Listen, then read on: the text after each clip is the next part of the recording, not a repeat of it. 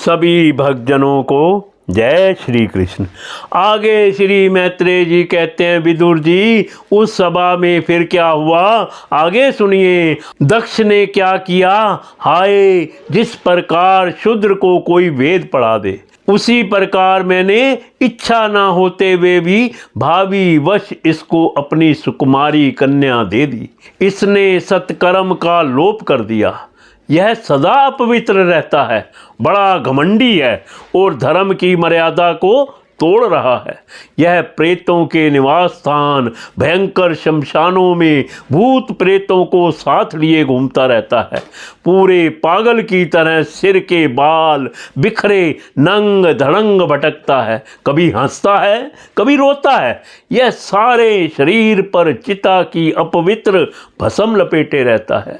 गले में भूतों के पहनने योग्य नर मुंडों की माला और सारे शरीर में हड्डियों के गहने पहना रहता है। यह बस नाम भर का ही शिव है, वास्तव में यह पूरा अशिव अमंगल रूप। जैसे यह सम्य मतवाला है, वैसे ही इसे मतवाले ही प्यारे लगते हैं। भूत प्रेत प्रमत आदि नीरे तमोगुणी स्वभाव वाले जीवों का यह नेता है। अरे मैंने केवल ब्रह्मा जी के बहकावे में आकर ऐसे भूतों के सरदार, आचारहीन और दुष्ट स्वभाव वाले को अपनी भोली भाली बेटी ब्याह दी। श्री मैत्रेय जी कहते हैं, विदुर जी दक्ष ने इस प्रकार महादेव जी को बहुत कुछ बुरा भला कहा, तथापि उन्होंने इसका कोई प्रतिकार नहीं किया। वे पूर्ववत निश्चल भाव से बैठे रहे। इससे दक्ष के क्रोध का पारा और भी ऊंचा चढ़ गया और वे जल हाथ में लेकर उन्हें शाप देने को तैयार हो गए। दक्ष ने कहा, यह महादेव देवताओं में बड़ा ही अधम है।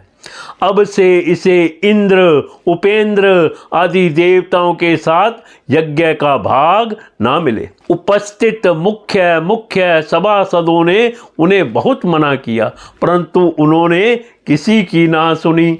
महादेव जी को शाप दे ही दिया। फिर वे अत्यंत क्रोधित हो उस सभा से निकलकर अपने घर चले गए।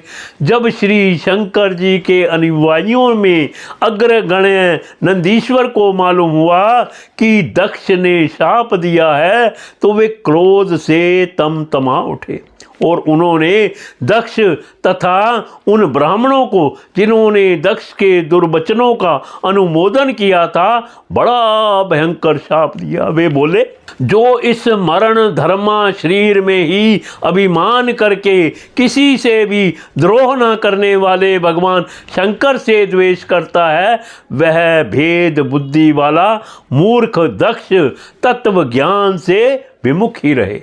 यह चातुर्मास्य यज्ञ करने वाले को अक्षय पुण्य प्राप्त होता है।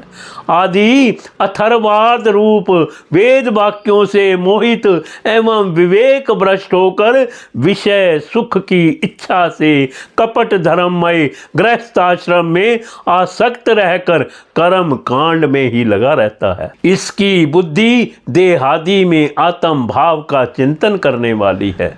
उसके द्वारा इसने आत्म स्वरूप को भुला दिया है। यह साक्षात पशु के ही समान है। अतः अत्यंत स्त्री लंपट हो और शीघ्र ही इसका मुंह बकरे का हो जाए। यह मूर्ख कर्ममयी अविद्या को ही विद्या समझता है। इसलिए यह और जो लोग भगवान शंकर का अपमान करने वाले इस दुष्ट के पीछे पीछे चलने वाले हैं, वे सभी जन्म मरण रूप संसार चक्र में पड़े रहें। वेद वाणी रूप लता फल श्रुति रूप पुष्पों से सुशोभित है।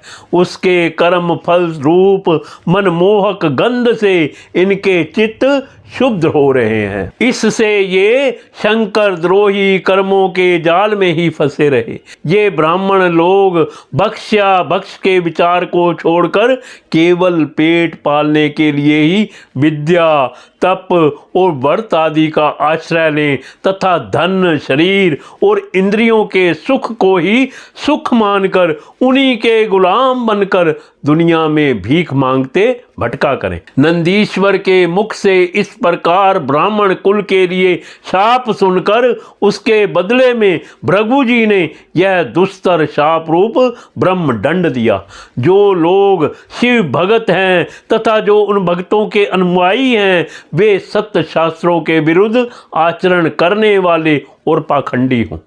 जो लोग सोच चार विहीन, मंद बुद्धि तथा जटा, राख और हड्डियों को धारण करने वाले हैं, वे ही शैव संप्रदाय में दीक्षित हों, जिसमें सुरा और आसव ही देवताओं के समान आदरणीय हैं।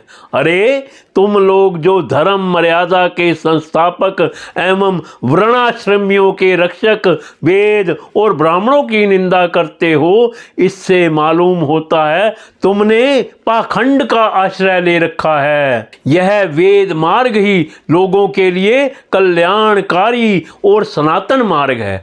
पूर्व पुरुष इसी पर चलते आए हैं और इसके मूल साक्षात श्री विष्णु भगवान हैं। तुम लोग सत्पुरुषों के परम पवित्र और सनातन मार्ग स्वरूप वेद की निंदा करते हो, इसलिए उस पाखंड मार्ग में जाओ जिसमें भूतों के सरदार तुम्हारे इष्ट देव निवास करते हैं। श्री मैत्रेय जी कहते हैं, विदुर जी, भृगु ऋषि के इस प्रकार शाप देने पर भगवान शंकर कुछ खिन्न से हो वहां से अपने अनुयायियों सहित चल दिए। वहाँ प्रजापति लोग जो यज्ञ कर रहे थे उसमें पुरुषोत्तम श्री हरि ही उपास्य देव थे और वह यज्ञ 1000 वर्ष में समाप्त होने वाला था। उसे समाप्त कर उन प्रजापतियों ने श्री गंगा यमुना के संगम में यज्ञांत स्नान किया और फिर प्रसन्न मन से वे अपने अपने स्थानों को चले गए।